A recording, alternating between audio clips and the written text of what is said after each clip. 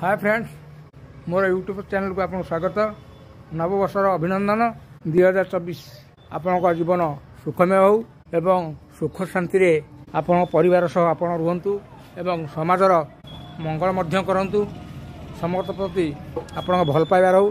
तेणु मु आपण को मो सब्सक्राइबर जो मैंने सपोर्ट कर धन्यवाद एवं आउरी सपोर्ट आपण रही था। तेणु से बहुत खुशी और आपण मैंने आहरी भल पाइबा दिंतु से कही मुझे मो चैनल माध्यम कृतज्ञता जनाऊँगी। आपण मैंने बहुत भल थांतु एवं नववर्षटा आपण सुख समृद्धि एवं आपणकर समाज को मध्य सुख एवं शांति एवं बहुत बहुत भल पाइबा समस्त मध्य दिंतु।